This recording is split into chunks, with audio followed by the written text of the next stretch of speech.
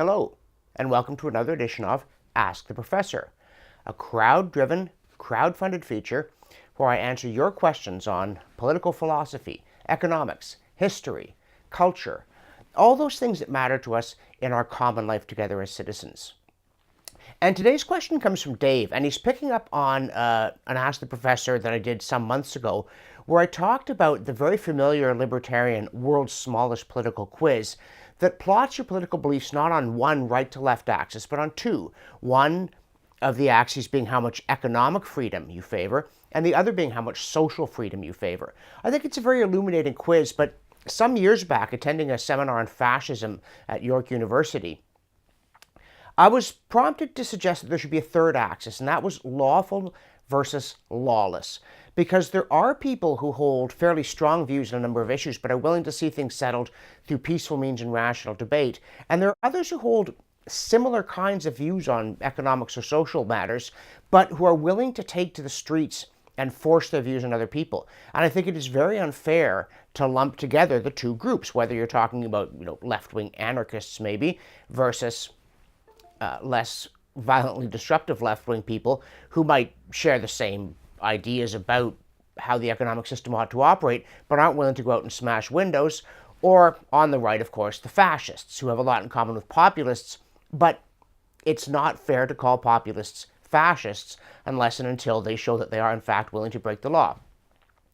So Dave says, okay, the world's smallest political quiz has 5 questions on each. What would my 5 questions be for lawful versus lawless? And again, he promised me to digress immediately, which is one of my hobbies, so I will, because he points out that for a lot of libertarians, there's a very strong distinction between law and legislation, that they are believers in natural law, and they do not think that everything is legitimate just because it was passed by a legislature. And I agree with him about that, up to a point. Obviously, things that were enacted by the Reichstag under Hitler had the form of law, just as things that are enacted by the Chinese Communist Parliament have the form of law, but they are lawless, in part because they are not reached through fair processes, but also in part simply because they deprive people of fundamental rights. And for many of us, if the law, man-made law, is not an attempt to correspond to some higher law, whether you call it God's law or just natural law, then it has no real moral validity. On what basis would you ever criticize an existing law if there weren't some ideal standard that you thought we all had some sort of access to and agreed on to some extent? For take an obvious, and I think today a non-controversial example, a law that mandates that a certain group in the population may be enslaved is not a legitimate law, even if it's passed by legislators fairly elected by a majority, which couldn't happen today, but could happen at certain points in the past. And then you face a difficult challenge about what you're going to do about the fact that not only the law, but it seems like the voters are in some very important way illegitimate. So, having thus digressed, I will now attempt to digress and come back to the question. What 5 questions would indicate whether a person who does or does not favor the minimum wage, who is or is not in favor of gay marriage, is on the high end of the lawful or the high end of the lawless scale? And I think at least one of the questions is pretty obvious. Is it okay to murder somebody because their views are different than yours?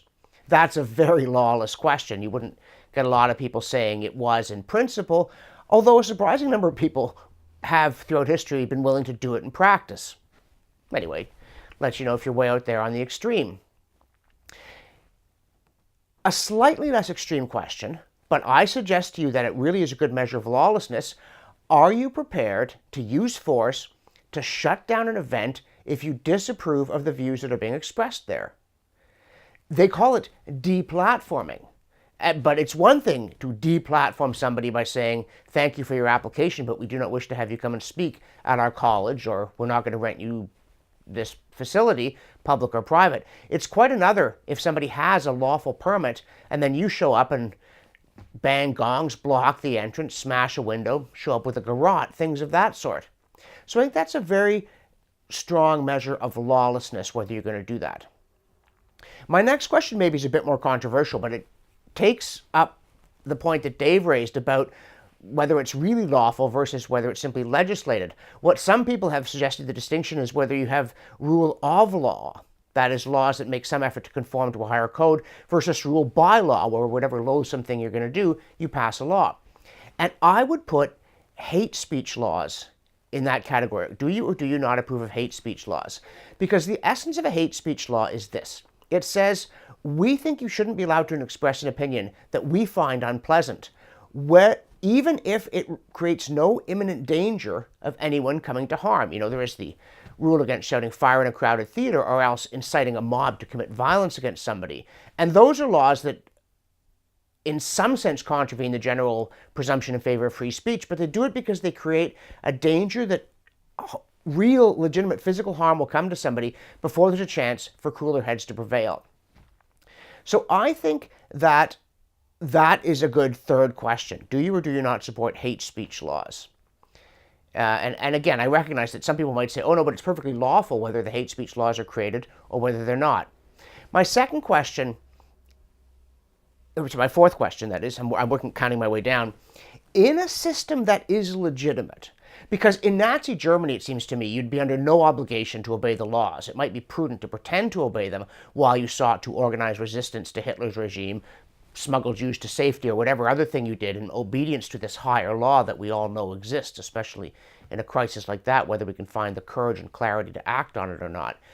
So my second question is, in a legitimate system, such as exists in Canada or the United States or Britain, for all its political annoyances, is it legitimate to break the law in order to try to change the law? Would you obstruct something? Would you engage in some kind of passive, peaceful disobedience? And then my last question, it's a variant of, or it's related to the one I just asked. Would you engage in peaceful disobedience and insist on being punished? Because one of the very odd things about what peaceful disobedience in our society nowadays, and there is a good deal of that as well as some of the more obnoxious kind of Occupy stuff, that people will break the law. They'll boycott, not boycott. They will trespass. They will blockade. They will do these kinds of things, and then they will express indignation that they are being punished for it. Where someone like Martin Luther King or Gandhi would insist not only in openly defying the law, but they would demand that they be punished in order to say, I want you to follow the law to the letter unless you're willing to admit that punishing me is such a moral absurdity that the law itself needs to be changed. So there are my 5 questions. Would you engage in peaceful disobedience and insist on being punished? Would you engage in peaceful disobedience and expect not to be punished? Do you support hate speech laws? Are you willing to use force to shut down an event if you don't approve of what's being said there? And would you injure or murder an opponent? And I think those give us a pretty good measure of where you are on the lawful versus lawless axis. And obviously, I would hope that even if you have strong disagreements with people on the other axes, on the economic freedom questions or on the social freedom questions, we can all agree that no matter how congenial someone might be on those 2 measures, if they're out on the lawless end of the axis, we ought to repudiate them and insist that they be dealt with firmly by the law, even while recognizing that in some respects, the law as made by humans is not in proper conformity to the natural law, and that through peaceful debate, intelligent discussion, and voting, we're going to try to make legislation more like law in Dave's natural law sense. Now, as I said, Ask the Professor is crowd-driven. That means I'm dependent upon your questions and comments. If you'd like to submit one, here's the URL that will let you do it. It's also crowd-supported in the sense that I'm dependent on your funding. So if you're not already a backer of this or my other work, click here, go to my website, make a one-time or monthly pledge to sustain Ask the Professor and all the other things that I do. Thanks for watching, and I'll see you next time.